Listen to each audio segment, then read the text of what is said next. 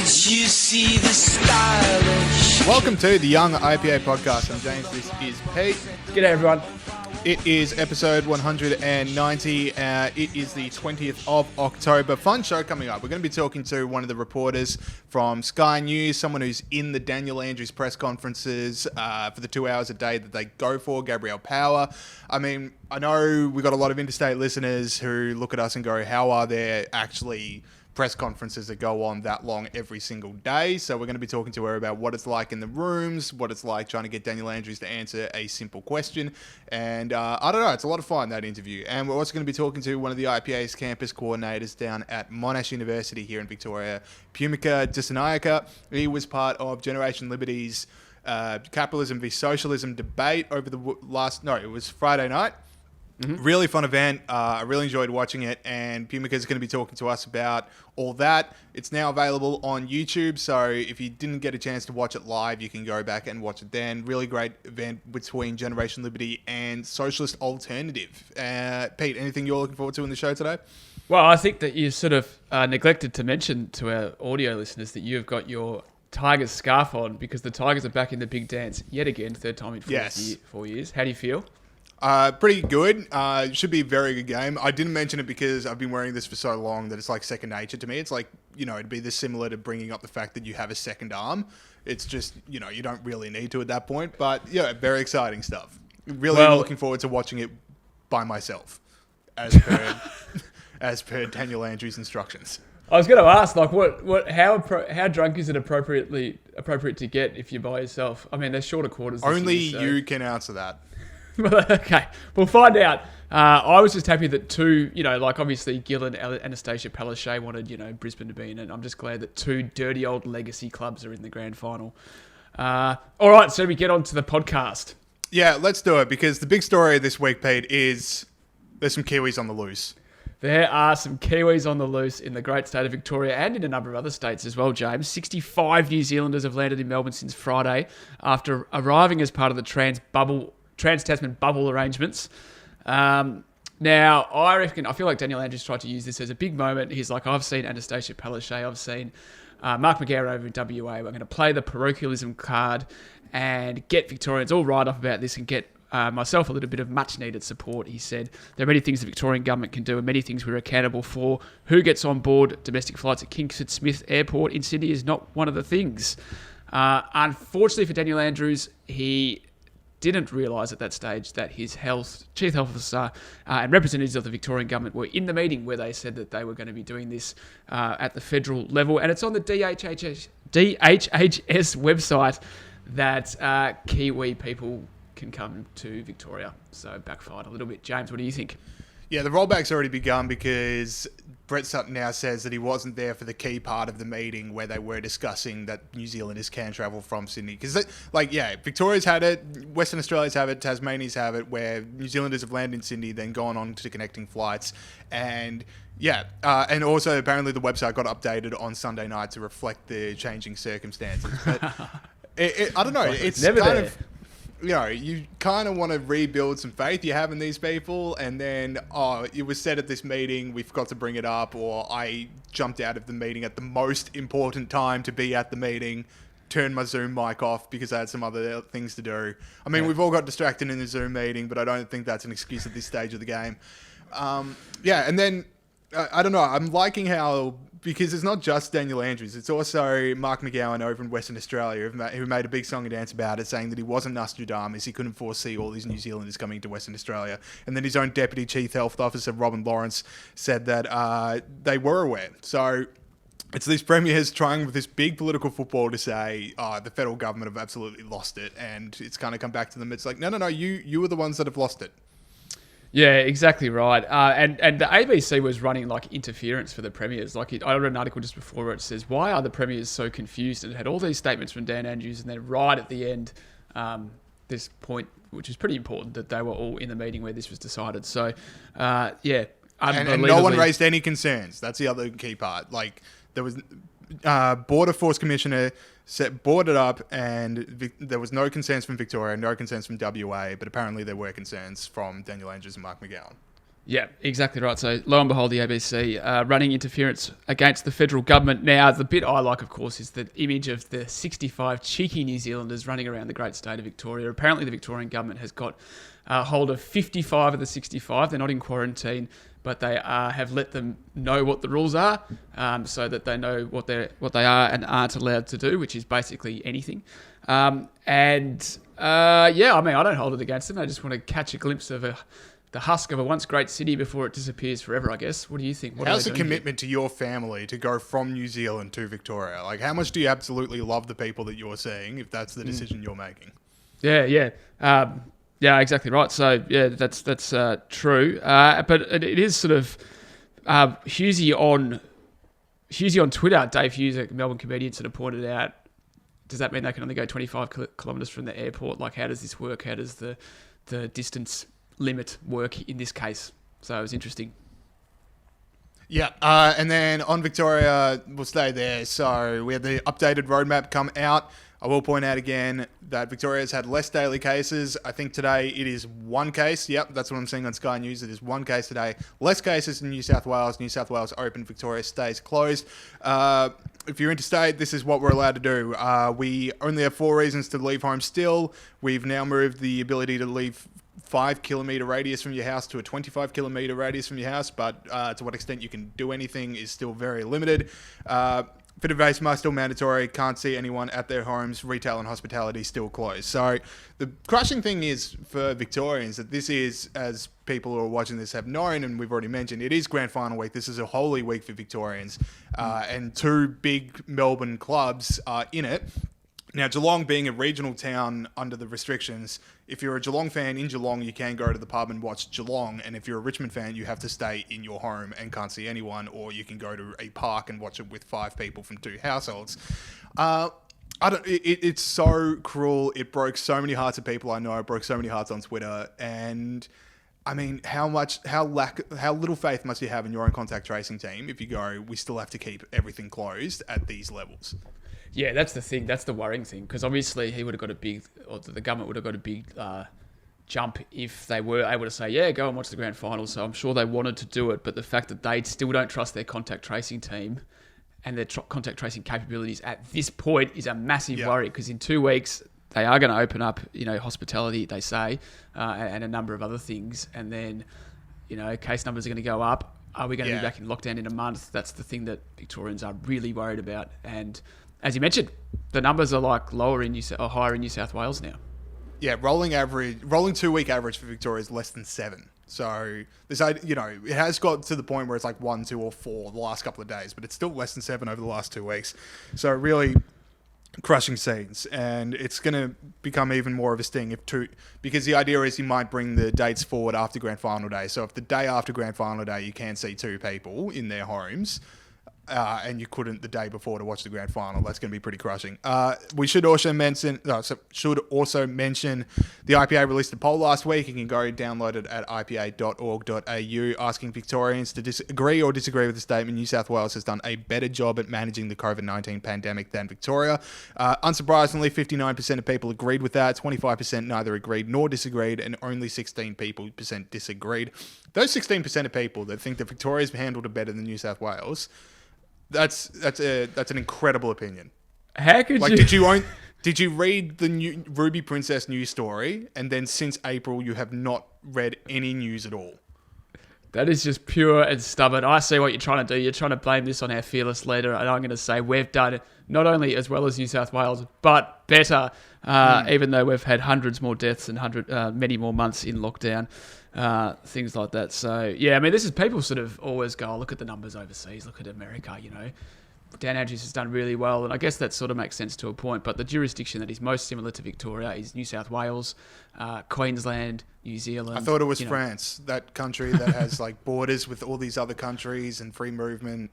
I thought that was the most obvious case study. Oh, look at the numbers in China, James. Like it's out of control, but clearly island nations that are isolated in the South Pacific have a massive advantage in dealing with this thing, and every one of those, South Pacific Islands, New Zealand, the other states in Australia have done well. The only place that has done really badly is New Zealand is Victoria, and yeah, there's no way you can say we've done better than New South Wales. Yeah, incredible. All right, so we'll move over to West Australia. So not only is Mark McGowan getting... I just wanted to make one quick point. Go ahead. So You don't need to ask for permission, Pete. This is a team operation, all right? Just go straight in.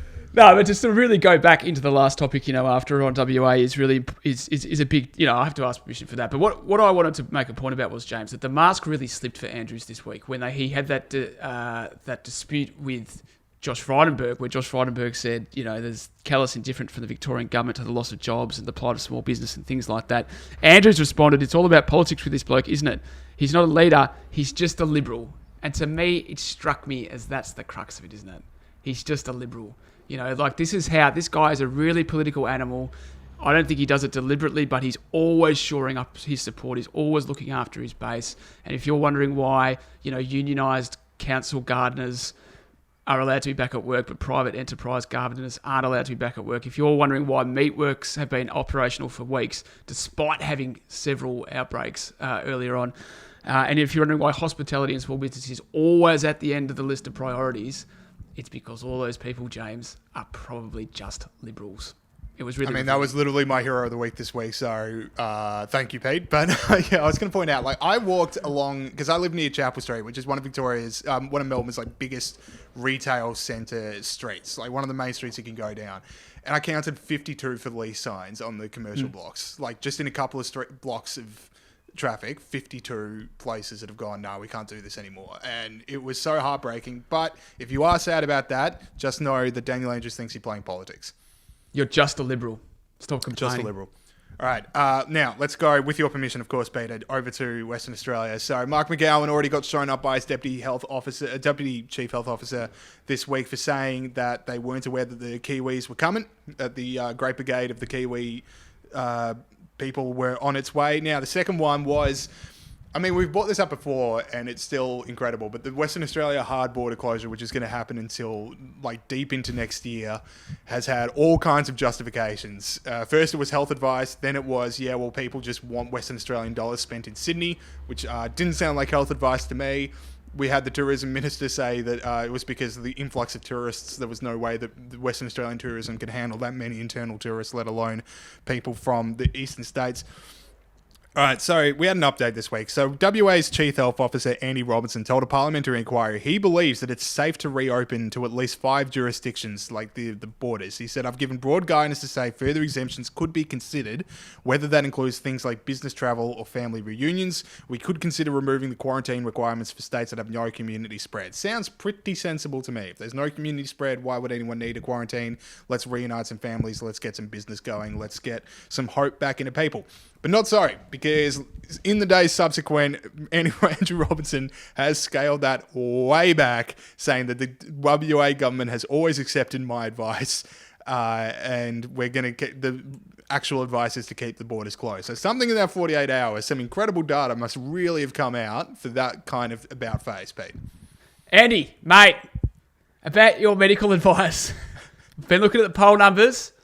I'm not sure it's correct. If you could just have another look at those, we're going to need you to say that your health advice is to keep the borders closed. Have another look at the data and the science and all that, and then get back to us. Thanks, mate. That's what happened. Yeah. Allegedly. I don't want to get sued. You don't happen to think that Mark McGowan's playing politics. I'd hate to see National Cabinet if Daniel Andrews gets the whiff that Mark McGowan's playing politics over there. Yeah, I would hate to make that accusation, James, and I don't want to, impugn someone's motives, but it seems to be like a little bit of inconsistency there. And the thing about, once again, McGowan also during the week pointed out that Western Australia's unemployment figures had improved or weren't that bad or whatever, also saying that that was another good reason to keep the border closure there. First of all, that's not a health reason, and second of all, it's like, Mark, we've been over this, mate. We've been over this. Wealth of Nations, Adam Smith. That you cannot make an economic argument for keeping yourself closed off from the rest of the world. Adam Smith, Wealth of Nations. Check it out. You can borrow James's copy. I don't know if the sentence, Mark, we've been over this, mate, Wealth of Nations, has ever been said back to back. The absolute base, we've been over this, at the pub, and then citing the most foundational of all economics books. I'm starting to think Mark McGowan doesn't listen to this podcast because I mentioned that a couple of weeks ago and it doesn't seem to have got through. So Yes. All right. So last story we're going to be talking about at the top. This one out of the US, and this one is could be an election changer, based on what happened in 2016 with the the day before James Comey saying I'm looking into Hillary Clinton's emails again.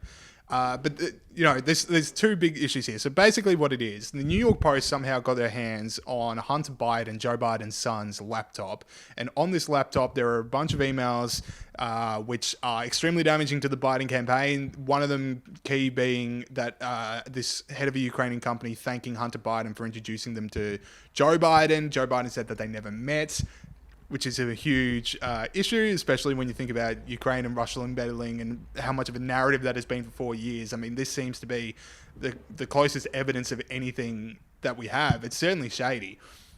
And when the New York Post released this story, Twitter suspends their account. It's still locked. The New York Post account on Twitter is still locked because Twitter says that sharing this story violates their guidelines on fake news. I mean, a whole lot to talk about on this one, Pete. So where do you want to start?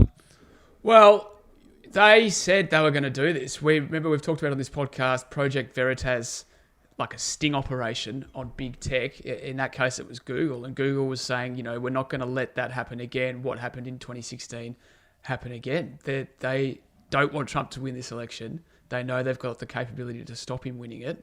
Looks like he's not going to win it anyway, but they're really making sure. And this is them going, nah, we're not letting this happen again. That thing with Hillary that you mentioned was a key factor in, she only lost by a few, which is what she won, the popular vote, but it was only 70,000 votes or something that cost her. And that, that issue did make a difference. And they're like, nah, there's no way this is happening again. And the New York Post isn't some conspiracy 8chan. They're it's the fourth highest read newspaper in the US. It's a mainstream media outlet. And big tech is saying, we want our guy to win. That's what this is. What do you think? Because the story itself, I wouldn't mind talking to someone next week on the show about it because I still think there's a whole lot to come out about it. So we'll stick with Get Big Hunter Tech on. then. Yeah, talk to the source. All right, but let's stick with the big tech because it is very clear that Twitter, we talked about the Twitter head of integrity being someone that's compared Kayleigh McEnany to Goebbels, saying that anytime they're interviewing her, that's what he hears.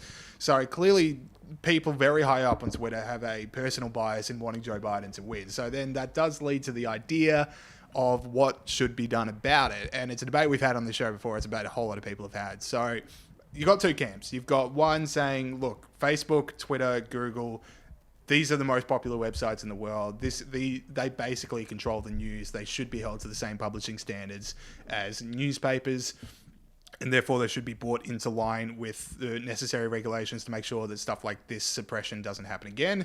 And then you've got the other side who say, look, they're all private companies. They can do whatever they want to do.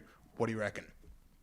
Oh, I'm still on the side of don't get the government involved. The government almost always makes these situations worse. This is like the left whinging about Murdoch, like this guy is playing underwater 8D backgammon with our democracy. And I don't By the way, think while you bring up Murdoch, what do you reckon Kevin Rudd makes of this? Someone who thinks that there needs to be media diversity, thinks that extraneous people have too much say over what's being said or not. You reckon this one should play? The idea that Twitter can just say, hey, this story, we just decided it's fake news. This thing that ran on the New York Post is fake news. We haven't looked into the fact that we can disprove it, but we just reckon it's fake news. Well, I can't wait for Kevin's big announcement of a secondary petition to Facebook and Google and YouTube and all the rest of its role in democracy. Yeah, it's just like, that's one of the reasons why that petition is so stupid, because it's just like, the pesky readers of the Murdoch press refuse to believe what I believe. And this is equally as bad as that. I still hold out faith that, people are like, we're all talking about it. Like everyone knows that this is, I heard about them blocking that story before I heard about the story, which probably makes sense now that I say that out loud. But, I still held out faith that either a new platform will be invented or people will be awake to this, or Twitter and Facebook will not be allowed to keep doing this because they'll be under too much pressure or whatever like that. I'm a bit of an idealist like that. What do you think? Yeah, it certainly backfired because Jack Dorsey, the Twitter CEO, tweeted out his apology saying our communication around our actions was not great and offering the zero context as to why we're blocking was unacceptable. So I think he knows that everyone suspects that was Twitter going, we need to kill this story. What I would say is the idea that Facebook, Twitter, Google need to be brought under the FCC, which dictate the ethical standards by which these places need to operate. The problem is, if you're so worried about a Joe Biden election victory, and you're so worried about the institutional takeover of people that disagree with you politically, I don't know why the solution is to give those people another institution to take over, or to bring more things in under the influence of those institutions. So if you're worried that the FCC that govern what the media can say or that govern the ethical standards, I'm worried the far left or the far right is going to take that over. Why would you want more things being brought under their view than more things that they can push? I mean, Twitter censorship is one thing, but government telling Twitter to censor another thing, which could happen if it's brought under these, is a much bigger problem for me. So yeah, I think this is just another case of Twitter needs to be a dying platform and something else needs to come in and take its path. Yeah, exactly right. That's the other thing. So, they will be in charge of this for equally as much time as people you like will be in charge of it. And the other thing you got to remember is that Trump won because of Twitter. That's the thing that annoys big tech so much, is that he actually utilised their platforms to have a voice and reach people that he wouldn't have got if he had to go through just the traditional media. So, it frequently works the other way. And I don't even know, how do you reckon this will play out? Will this be a plus for them? Had they not suppressed the story, would this made as many waves as it did? Well, who knows? Because Joe Biden has gone to ground. There's no campaign events from him for the next couple of days. So whether that's trying to wait out the story, he says it's to prepare for the debate. But, I mean, it's sending shockwaves of very big time. So, I don't know. I think that story's got a whole lot to play out, which is why I'm kind of keen to get into the nitty-gritty of the actual Biden story next week. So, yep. I don't know. We'll talk offline about who I want to speak to about that. But Hunter Biden, most American name ever. Yeah, it's got to be right up there. I don't know. I want the word Chase in there somewhere. Chase, yeah. Yeah, Chase. Chaz. All right, so heroes and villains. My hero's already gone with the Josh Frydenberg being a liberal hack. I mean, I would have liked what Josh Frydenberg said maybe 2-3 months ago, but, we can't have everything. But anyway, Pete, what is your hero? Yeah, sorry about that, James. I sort of didn't realise that was, I didn't mean to take your story there. I wanted to make a separate point. Anyway, whatever. My hero this week is Gideon Rozner. You might have noticed on Twitter that Gideon Rozner wrote a piece about Jacinda Ardern criticising her effectively. It was in the Australian, it was called Danger Across the Ditch as Incompetent Leader Ardern Wins Office. Now, this led to our mate Gideon Rozner, Director of Policy here at the IPA, trending all day on Twitter. And the only reason he stopped trending on Twitter was because Beck Judd... I was going to call an audible and just make Beck Jug my impromptu hero, but we've already that too. I'm in your head. I keep taking... I'm becoming too predictable. Peter Gregory's got the pre-season read on me. Anyway, Beck Judd wore a Free Melbourne t-shirt, which meant she started trending. But up till then, it was Gideon. So this shows you just how the halo of Jacinda Ardern, how sycophantic it is. Regular listeners will know my frustration with her, not with her, but with the sycophantic support that exists around her. She's basically a fairly ordinary leader, but people love her because she's nice. And the fact that Gideon Rozner, commentator from a centre-right think tank, slagged off a centre-left or further left politician is hardly national news. But because they love her so much and it's a cult-like thing... he had all sorts of people criticising him. Mike Carlton, Emma Alberici. It was in news stories in New Zealand about Gideon Rozner slagging off the beloved leader. The thing you have to realise about Jacinda Ardern is emissions. I think the phrase is making measured and distinct criticism of, rather than slagging off. Yeah, exactly. We need to tighten that up a little bit. I know you've been in lockdown for 4 months, but let's just lift up that language. And James is 100% correct. He didn't slag her off. He just, said these are her policies and they're not that good. I am, to be fair, not doing the right thing. Anyway, the things that Jacinda Ardern, emissions have gone up, even though they were meant to go down. Child poverty's gone up, even though she made herself the Minister of Child Poverty to solve child poverty. It's gone up. They were going to build 100,000 houses to solve the housing crisis in New Zealand, and they've built 500. So, she's like Obama. Great speeches, policy not so good. Anyway, Gideon Rozner. And the other point, so the other joint hero. Actually, do you know what? This can be your hero because you haven't got a hero. Yeah, because I was about to make it my third audible, and you're about to speak over it again, and I was about to call an end to this podcast. Are you going to talk about the New Zealand Libertarian Party? Yes. Go for it. All right, so I'm kind of not with the facts because this is my third option, but I did see that the Libertarian Party had, 10% of the vote? 8% of the vote. 10 seats. 10 seats. Projected 10 seats. Which is cool. Very cool. It's awesome. And the version, the centre-right party in New Zealand was a bit of a mess for this election. They had a bit of a grab bag of policies, and the fact that the Libertarian Party got 10 seats, 8% of the vote, means there's an appetite for genuine small government, genuine low taxes, low regulation. So that was awesome. They're called ACT, A-C-T. Congratulations, James is hero for this week. All right, let's get into villains. The villain of the week is called the Fake Extinction Rebellion. Fake Nudie Run Villain of the Week award. Saul, roll the tape, please. As Extinction Rebellion protests enter their 6th day. That is a fake nudie run. They weren't properly naked. That was fake. So we call the villain of the week the Extinction Rebellion run, fake nudie run. Extinction Rebellion, fake nudie run, villain of the week. James, who have you got, if I haven't already started? All right. Oh, unless you want to speak over this one as well. Do you want to... I don't know who you've got. No, all right, I'll jump in. So, UN, Human Rights Council. Oh, yeah. I mean, seriously, the story comes out every week. But please welcome the latest members of the UN Human Rights Council: Russia, China, and Pakistan, and Cuba as well. So these are some of the countries that filled in the 15 vacant seats. I genuinely think at this point the UN just trolls the world, because this exact headline comes out every 4 or 5 months. Like, this country with absolutely no respect for human rights got admitted onto the Human Rights Council. This country where women can't allow to drive is on the Women's Council. Like, they have to be trolling us at this point. I think I think you're 100% right. They go, let's pick the worst possible countries, and all the people that know the UN is a bit bogus will go nuts, but everyone will still love us. Ha ha ha, let's do it. The best one was when they did Zimbabwe for food production or agriculture. I think it was agriculture a few years ago, when what was formerly the breadbasket of Africa is now a basket case. So, yeah, good one, James. Any more for that, or is that done? No, that's it. Your one? Good point. My one is John Hewson. Now, this is a bit of a... for those younger listeners, John Hewson was leader of the coalition in the early 90s. In the 1993 election, the coalition lost what was referred to as the unlosable election, defeated by Paul Keating. A lot of that loss was attributed to Hewson. And this is a bit of a cheap villain because it's just another human with... I'd say it's become less unlosable with every passing year. Just like, I was like, oh, yeah, I see it. Yeah.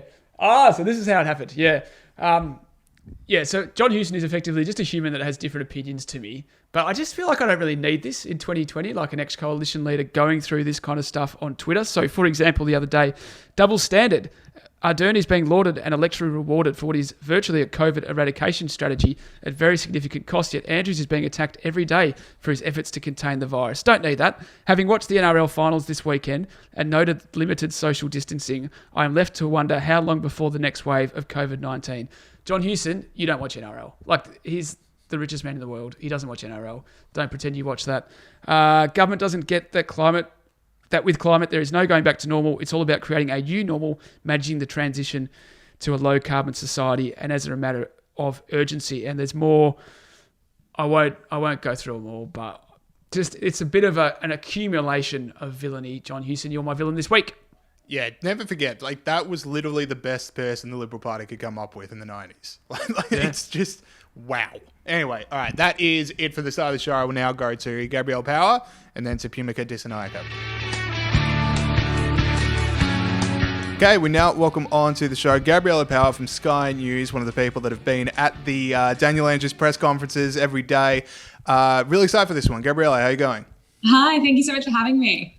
Awesome. So we'll start off with the big story, which was on Sunday, the new advanced roadmap came out. Some social benefits came in through. A lot of hospitality industry workers feel left out. What are you hearing from Victorians, and what did you make of the changes? Oh, look, I think it's devastating. Last week when the Premier said that he was going to be he suggested that he'll be easing social restrictions and not economic, that was when my heart started to really break, because there are people in the personal care industry and in so many industries that have been closed for 7 months of the year, and to be told something like that they probably still can't open when we're getting 1 to 4 cases a day. it's absolutely crushing. So obviously it's good news for hairdressers, for pet groomers, for outdoor photographers, but for the hospitality industry, for retail, for personal care, it's really sad. They can't open for another 2 weeks, and some businesses were planning that they might be able to reopen today, or they might even be able to open on the 26th, and now they've had to push that all back. So I've been out the last few days speaking to people in these industries. They're devastated, particularly in the hospitality industry, because when they can open up, there are strict limits, so they won't be able to make money, particularly those restaurants that are so famous in the heart of Melbourne that just don't have the space to have people outdoors. They're built to only have people indoors, and they'll be able to have a maximum of 10 people in a room. I just really feel for so many Victorians. I think it's heartbreaking as well for those who aren't watching the press conferences every day. So the Premier was definitely hinting that that's what would be the case. That's what this announcement would be on Sunday. But for those who just tune in and out, they've got other things to be doing than watching 2 hours of Daniel Andrews every day, and that were just tuning in for this Sunday announcement. They were just devastated. They couldn't believe it. It's just another day where we're all looking for hope. We're all looking for some good news, because that was kind of what was given to, or was suggested, that we would maybe have some good news a few weeks ago when our case numbers were really coming down quickly, and then all of a sudden it's bad news again. So yeah, I really feel for businesses. Unfortunately, this whole year has kind of taught me to just expect to be disappointed, and I really hate saying that, but I think going forward, we just can't really expect much. Even in 2 weeks, anything can change.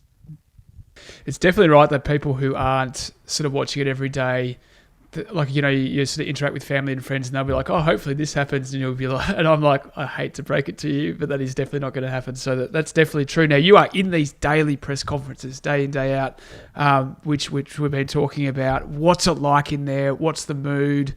It must be pretty amazing to be a part of history like that. What happened for the 100th press conference? Did Dan Andrews give out lolly bags or anything like that? Talk us through it. Oh, I wish there were lolly bags. It's certainly not that. It's certainly more what kind of question you ask will be how you're treated that day. But no, you're definitely right. I do feel very privileged and very lucky to be inside that room. So many people are watching, and it impacts so many people's lives. Like, this is one of the biggest events in our history, and so to be in there and to be able to ask questions, I do feel really lucky. It's been really interesting the way it's all kind of developed. At the start of coronavirus, he was doing press conferences every now and then, and they certainly weren't going for an hour and a half to 2 hours. And then all of a sudden, as our cases started to get really bad, is when he started to, I suppose, do his daily press conference. Every TV network was taking it live and often in full. And then the biggest problem that people were expressing was that they couldn't hear the journalists. And so then quite quickly, we got a sound technician in there. And so everyone could hear the journalists just as clearly as they could hear the Premier. And then Sky News made the decision to get a camera to film journalists and film the reversal. So I think that's been really good. I think people have been able to see and get a much clearer picture of how how the press conferences actually work, and they and also because I think we're getting criticism that journalists it appeared that they were shouting at the Premier, when actually now you can see through the camera that the journalists might actually be sitting 12 rows back and they're wearing the mask, and there's also all these other people inside the room. But yeah, the tone has definitely changed. There are some days where it can be quite flat. I think weekends seem to be, there's no big announcement, they don't go for as long, but then there are days where it can get quite fiery. Today was an issue about New Zealand and the New Zealand travellers and how the government has responded to that. You know, there are days when there have been so many different news events. So I suppose when the ADF confirmed that they were on offer at the start for hotel quarantine, that was certainly a fiery day. On the day Jennifer Coate announced that journalists could ask questions about the hotel quarantine inquiry and the Premier was free to comment on it and he didn't have to not answer questions about it because the inquiry was there, that was certainly a fiery day. But it has been interesting. So many people have been watching along the way, and I suppose people have been really interested just to see the line of questioning depending on what comes up in the news. We certainly all get criticised. I think every single journalist inside that room has had some backlash on Twitter for what they're asking. But it's just so important, especially right now when there are so many rules that are impacting our lives. And I think it's never been more important to question who is making these decisions and how they're made. Yeah, I want to talk to you about that because at the very start of these conferences, it was basically you and Rachel Baxendale from The Australian that were the ones really taking it to Dan. But one thing I've noticed over the last couple of weeks as we stretch into, the fourth month of this 6 weeks of stage 4 lockdown is that the reporters from other papers and websites that were initially quite praising of the measures are now becoming quite critical themselves. Like, are you also sensing a bit of a change in the room? It's interesting. I do think at the very start of this, there probably wasn't a lot of us that were really questioning the decisions that were being made as much. And it was kind of as things were happening that then all of a sudden the questioning became, I suppose, tougher. So, when the Premier decided to lock down 9 public housing towers, and there was a lot of journalists in the room questioning why he did that. And I suppose this lockdown has been extended again and again, and it's been the toughest in the world, one of the toughest in the world, I should say, the longest in the world. So I have noticed as time has gone on and as these measures have kind of continued to impact so many people's lives, that there has been a change in tone. I'm glad that you mentioned the sound issue because as an AFL fan, for decades they've been trying to get, the media, the journalists in the press conferences when having the press conferences with the coaches to be able to listen to their microphone. But, they managed to sort it out with this in like 2 weeks. That's fantastic stuff. Now, I was interested actually to get your comments on Kevin Rudd last week said that the Murdoch press was a cancer on our democracy and we need a royal commission into it. Now, from watching these press conferences from living in Victoria, you see where the News Limited journalists are much more critical of Daniel Andrews than the ABC, which have been cheerleading on a lot of these moves straight away. And it struck me as like clearly the side of politics or the organisation that's pushing for more democracy is News Limited. Did you have a comment on that about Rudd's sort of massive attack on the Murdoch press? Oh, unfortunately, I tend to turn off anything that Kevin Rudd says. But I saying that, it's interesting you have noticed that it does seem to be the News Limited journalists that are asking the tough questions. And I generally don't know why that is. I think a lot of people on Twitter have seen that I work for Sky News, instantly make assumptions, and any hard question that I ask of Daniel Andrews, I think people believe that I have some agenda with that, when honestly I don't. No matter which Premier it was, whatever the side of government it was, someone who was making these decisions, I would be asking the exact same questions no matter who it was. Victoria has had has handled coronavirus the worst than anywhere else in Australia. We've had the toughest lockdown here.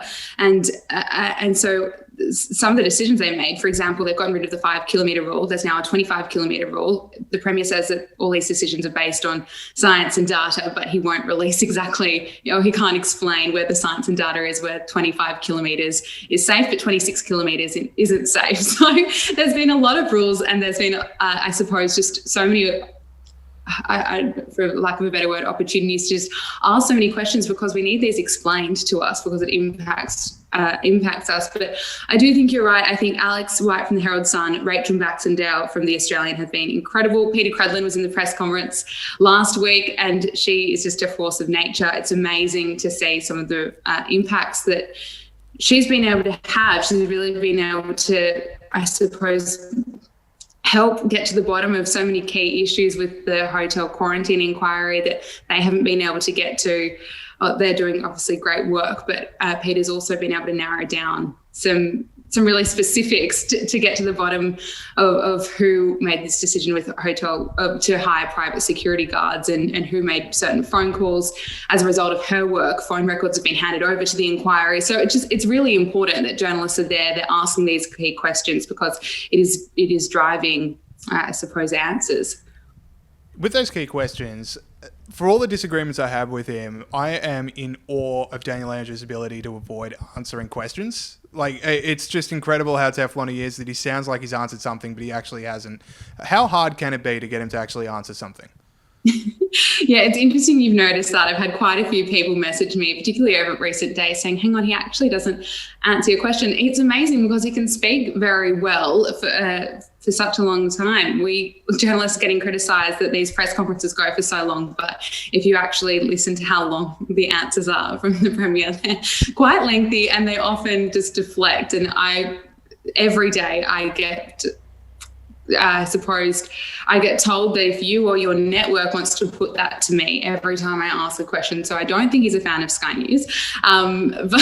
So he's really the master of it. And I think being in there so often, you really started to, it becomes easier to see through it and to see through the spin. And I suppose every politician has to sell something. If they're making a rule, if they're whatever it is that they're doing, they have to sell it. There's got to be a spin, sure, but you've got to cut through it. And sometimes there just hasn't been the truth. So, for example, New Zealand today, originally, Premier, his whole argument is that Victoria, it was never part of this travel bubble agreement with New Zealand, but our border has always been open. Professor Brett Sutton has publicly said that if New Zealanders travel to Victoria, well, then they're welcome to. And then all of a sudden, New Zealanders are in Victoria, and the Premier's getting up there and blaming the federal government for that. And so there's just so many different, I suppose, well, I don't want to say it, but he's not always telling the truth up there, and you've got to call it out. And it becomes easier when you're there every day and you listen to him. So,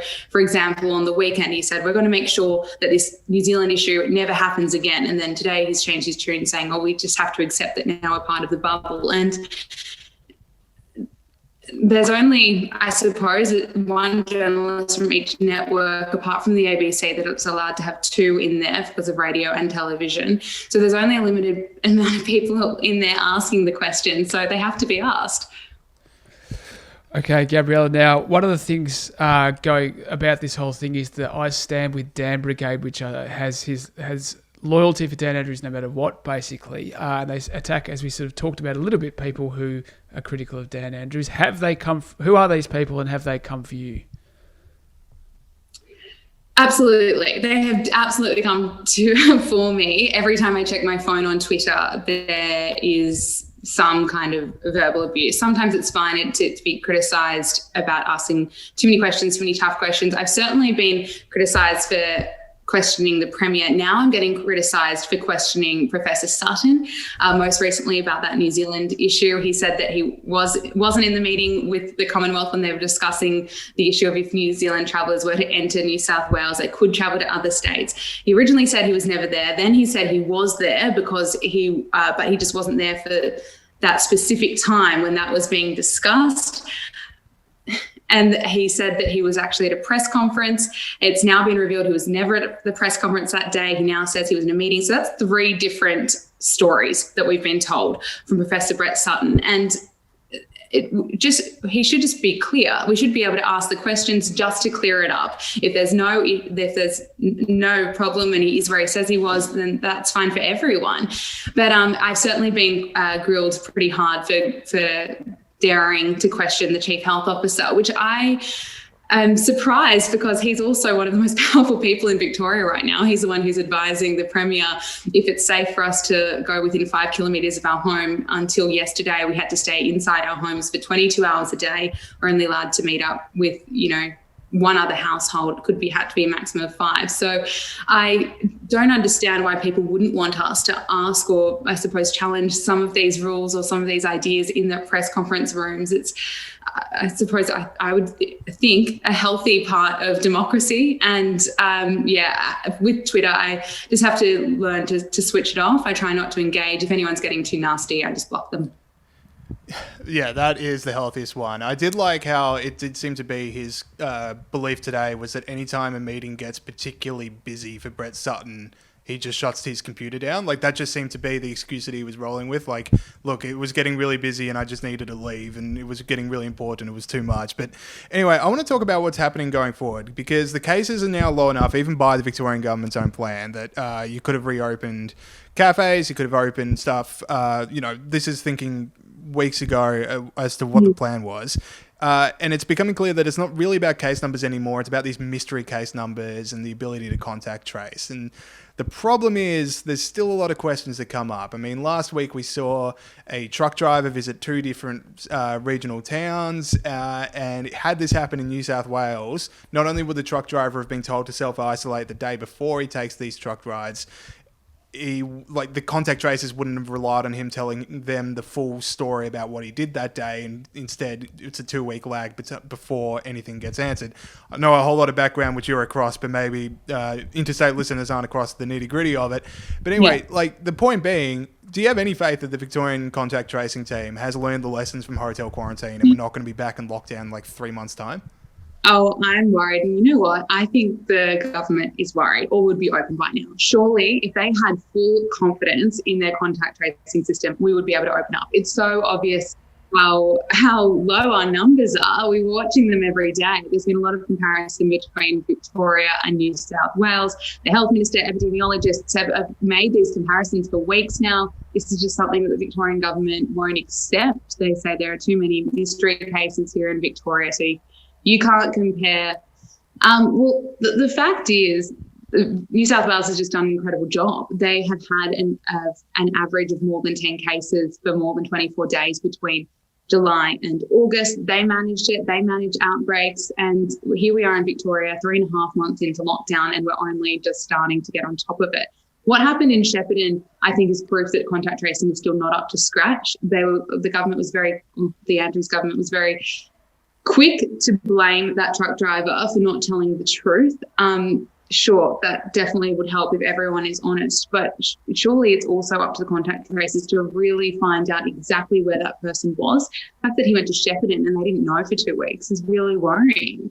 My housemate is a nurse. She was contacted that she looked after a patient that had coronavirus and she wasn't contacted for days, and this was just recently. So you just constantly hear stories. I think it was really appalling at the height of the second wave, and we're getting 700 cases a day, and there were stories about people not getting contacted for weeks. We had heartbreaking stories on 3AW. Someone called up and they lost either their mother or father to coronavirus, and then it was days after they'd already had the funerals. Contact tracers are calling them saying they had coronavirus, now your family needs to isolate. So thank God we've moved on from that's how bad it was. Surely it's better than that now. I think it is going to be a really huge test going forward. Can we handle it as well as New South Wales has? At the moment, the government says that their contact tracing, the Premier describes it as they're working it in a parallel way. So there's that old style system where it's faxes, pen and paper,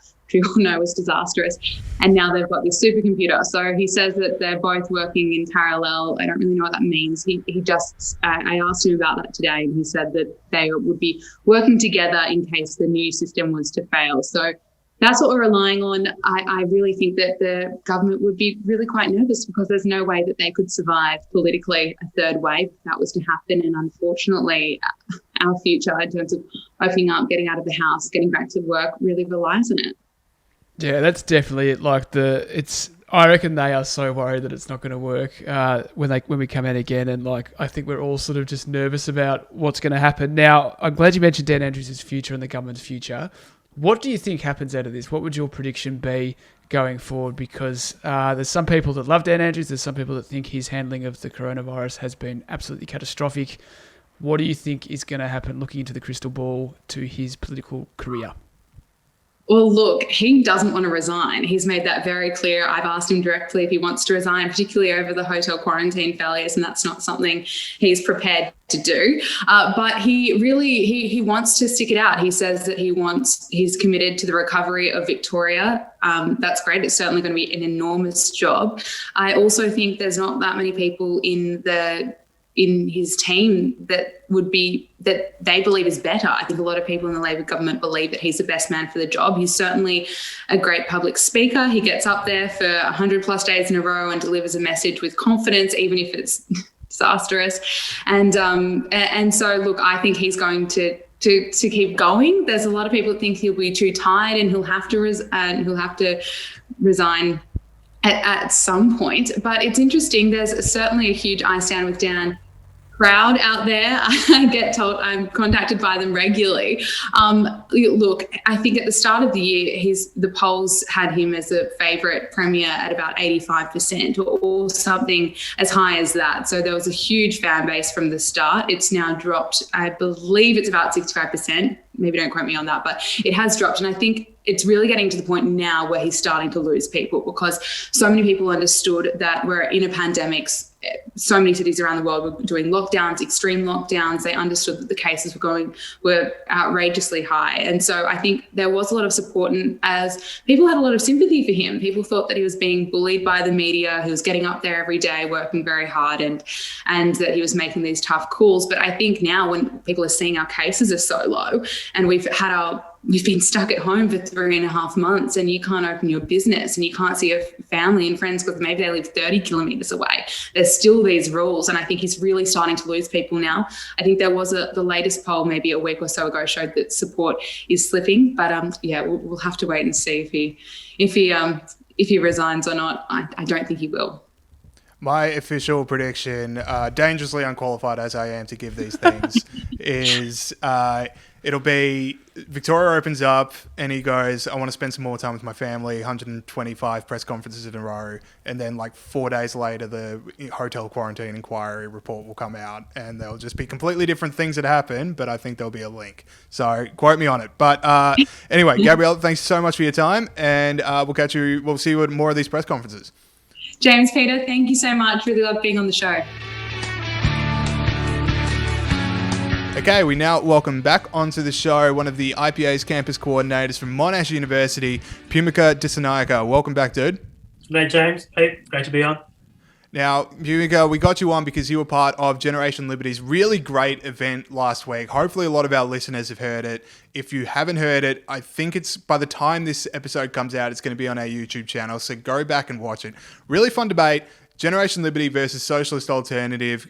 Capitalism versus socialism. Peumike, you probably took capitalism in that one, I would assume. Yep. And I don't know, I just wanted to discuss it because I had a lot of fun watching it. Pete had a lot of fun watching it, and I'm sure you had a lot of fun doing it. So first off, we'll start here because I just want to say we're going to make fun of some of the things that happen in the debate. But first off, in this age of the cancel culture and we can't debate that you can't even bring that up. It's pretty cool that some members of Socialist Alternative were willing to have a debate with Generation Liberty about this. So I just wanted to first off go, well done, everyone. Absolutely. Well, I think especially when we have our own taxpayer-funded channel, not even hosting some of the views in our organisation, it's quite nice to see that there are people still willing to debate ideas, albeit not necessarily in the best way possible. But it was great, and I think especially with Socialist Alternative, it's very rare to see that much passion nowadays. People feel a bit disenfranchised with politics, but to see people who are engaged, it's always a good thing, albeit we might try and bring it over to our side as well. They will be the Socialist Alternative will be so happy that they've got the James Bolt tick of approval. They'll just be riding home to, dear mum, guess what happened to me today? No, just kidding. That's good stuff. And we do see people say they don't want to debate because of harm and things like that. So that's really good stuff. Now, let's get into the debate itself. My bingo card had its centerpiece very early when their first speaker said that Venezuela is not socialist. Can we put this to bed right now?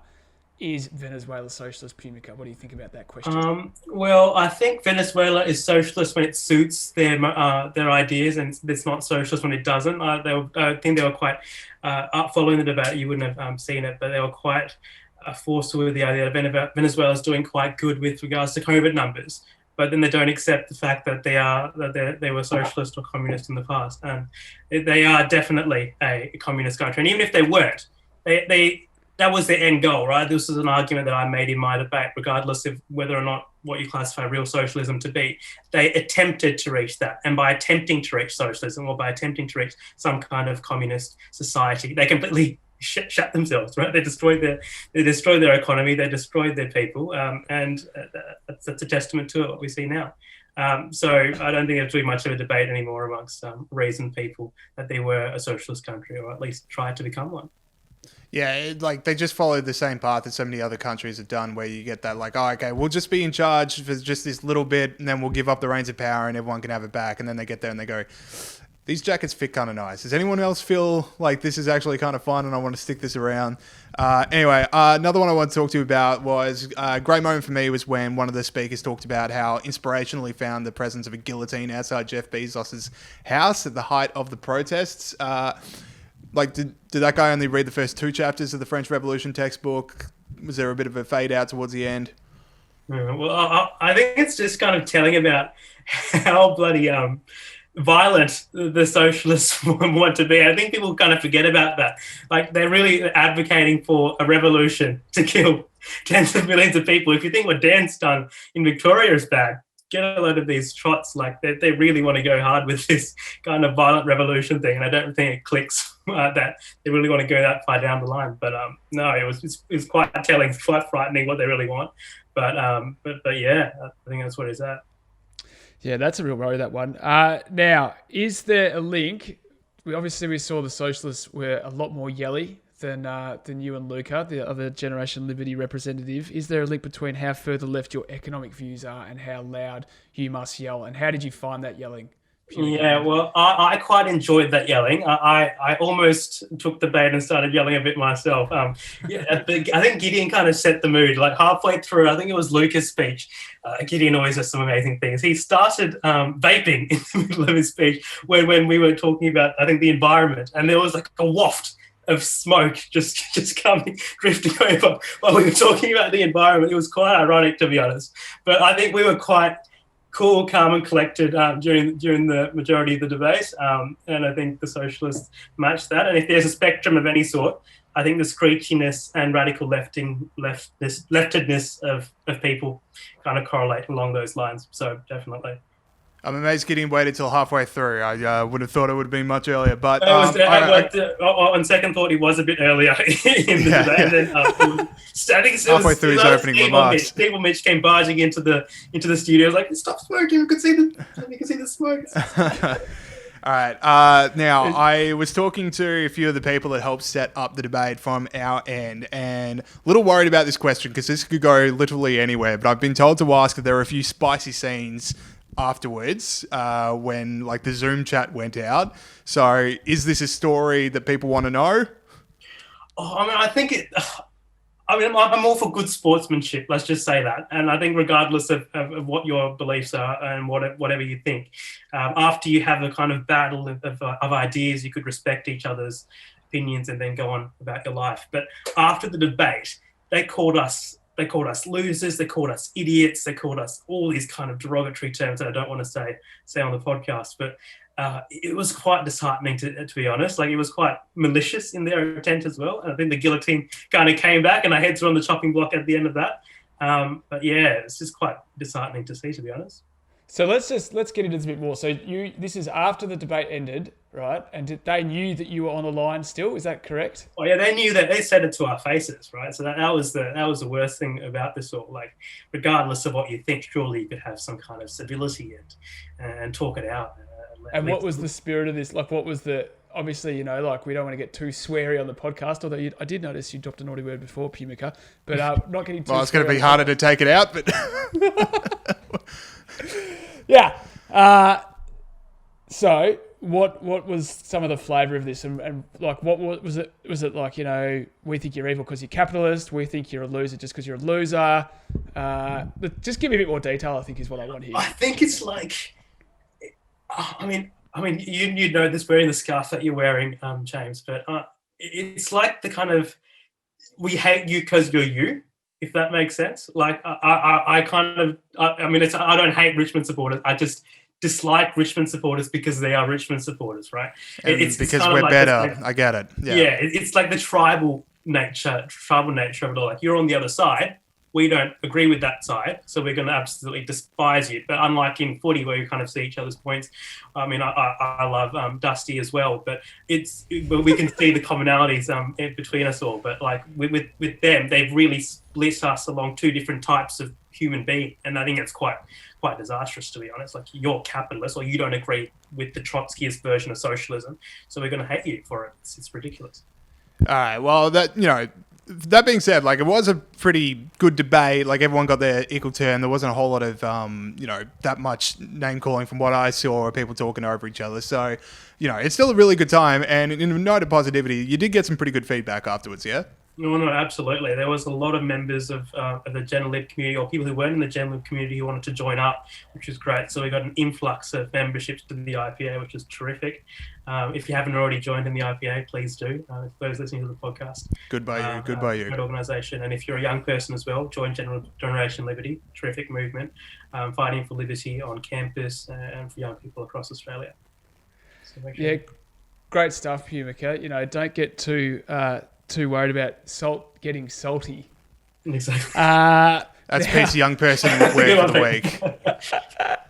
Yeah. He has to use one current reference or word every week just to keep on the young IPA podcast train. Don't put too much pressure on me, James. I can't come up with one of those every week. Now, Peumike, you're our, as we said, campus coordinator at Monash. I read that they're thinking of taking in a statue of Monash and replacing it with none other than Trotsky. Now, you had a piece about this in The Spectator. Surely that can't be true, or did Trotsky have more to do with the founding of Monash University that James and I were aware of? Yeah, well, I honestly can't understand the justification. So first they want to take down Sir John Monash, right? The statue, the defining statue of Monash University. Then they want to replace him with a man who's not even Australian, who has this radical idea which very few people accept. Like, I just don't understand the logic there. Like, if you think there was going to be, if there's outrage for the bloody Winston Churchill statue, and also the Sir John Monash statue, I don't know what kind of outrage there's going to be if you install a statue of Lenin or Trotsky. But something which is even more surprising was that this same group of people, they wanted to dissolve all residential colleges at Monash and across Melbourne, and then give that housing to people who have been suffering of some sort, like whether they're from some kind of whether it was LGBTIQ concerns, or whether they have from some kind of disadvantaged background. Essentially, rob people of their homes and give it to these disadvantaged groups, which is also quite surprising, because they feel that residential colleges are a product of an imperialist, colonialist class which has subjugated the populations of those people who are downtrodden, which is quite remarkable as well. Yeah, that's a weird one. All right, Peumike Dissanayake, IPA campus coordinator at Monash University. Get involved with Generation Liberty if you haven't already. If you either are at uni or you know someone who is at uni who would like to join. A bunch of events just like that, capitalism v socialism debate. We're not letting COVID get in the way of making sure that our members stay engaged with what we're doing. We made some fun of the debate, we made some fun of the other speakers, but it was a really, really good debate. Everyone should watch it if they want to see a couple of absolute titans of the two sides going at each other. Peumike was a star, so check that out on the Generation Liberty YouTube channel. And Peumike, thank you for your time. Perfect. Thanks so much, guys. Thank you to Gabriella Power and Peumike Dissanayake. Once again, check out that on the Generation Liberty YouTube channel. Very fun debate if you want to watch it. Pete. Awesome stuff from Peumike. Apparently he received lots of messages from people saying, great job, mate, including people from ex-communists who had lived in communist countries and said what you did is fantastic. So awesome stuff, mate. Bueno. All right, let's go through some stories that made us laugh this week. I don't want to spend too much time on this first one, but it is funny. A great little tweet from Anthony Albanese is the war about childcare happens between federal Labor and federal Liberals. Anthony Albanese tweeted out a photo of himself from a childcare centre with this, little girl from the childcare centre and him having a conversation. Valerie told me about how she likes to chop watermelons, reads a tweet. I told her about Labor's new plan to make childcare cheaper will help 1.1 million families. Now, Anthony, you're struggling to communicate the Labor message to regular people. There's not a whole lot of inspiration about you. Don't know if explaining a $1.1 billion childcare plan to a 4-year-old is just going to get that cut through that you desire. I don't think that's true. And I don't think she said she liked chopping watermelons either. Yeah. That's as if that's it's a very aggressive word to describe how you treat a watermelon from a 4-year-old. Yeah. It is aggressive. And look, the likelihood that he said that to her is as likely as her going back to him. The Gillard government ruined childcare when they introduced tertiary education for childcare workers, and we should, make childcare a free market like everywhere else. Yeah, and as likely as the WA border is on the best of health advice. All right, we got an update from last week's story. Now, Pete and I, where we were shocked. We were shocked and appalled that someone hacked into debate moderator Steve Scully's Twitter account and tweeted at Scaramucci, "Should I respond to Trump?" Thus leading to being one of the reasons that the second debate was indeed cancelled. Now, Pete, I'm glad you're sitting down for this. I don't know if our listeners out there. Put yourself in a safe environment, maybe lie down on a fainting couch if you have one. Certainly don't be holding any sharp objects or operating heavy machinery as I read this out. Turns out he wasn't hacked. I don't know what we can believe in anymore. I don't know what institution we can still maintain trust in when it turns out that old mate Steve Scully from C-SPAN in fact wasn't hacked. I don't know where to turn. I'm a shell of a human being right now. Everything I once knew has become for naught. You know what it's like when you tell a lie and then you tell another... No, you stuff up and you tell a lie and you tell another lie. Then the FBI gets involved. The FBI gets involved, as always, and it gets just a big web and it's heavy and you're carrying it along and then it all collapses. That is exactly what happened to Steve Scully. I want to know... We said last week that he blamed tweets in like 2013 and 2012 where he made jokes about weight loss on being hacked. I think the FBI should now turn its attention to those tweets because we deserve the truth. Yeah, we do. Those. Tell you what, not the political editor at a US news outlet that's got the most hot water in themselves for their online activity today, but I think we'll get the show cancelled if we discuss that particular story about Jeffrey Toobin. So go Google that. Now, the last one I want to be talking about is we got another update. So the world became united as one for a brief couple of seconds in March. But not for the reasons that Gal Gadot wanted. She did unite the world at laughing at her Imagine video. So people might remember all these celebrities singing Imagine, some of them really, really trying hard, which made it even more funny to me. Now, Gal Gadot has given an interview to, I believe it's Vanity Fair, I forgot to write it down, but she's given an interview talking about it. Was? Mm-hmm. Oh, score one for me. Old facts, Gregory. So she said, sometimes, you try and do a good deed and it's just not the right good deed. I had nothing but good intentions and it came from the best place and I just wanted to send light and love to the world. Gadot said the video was meant to be something good and pure, but it didn't transcend. Now, I got to disagree with Gadot right here. That video transcended. That video transcended far more than any other video I've seen for a while. It brought us together.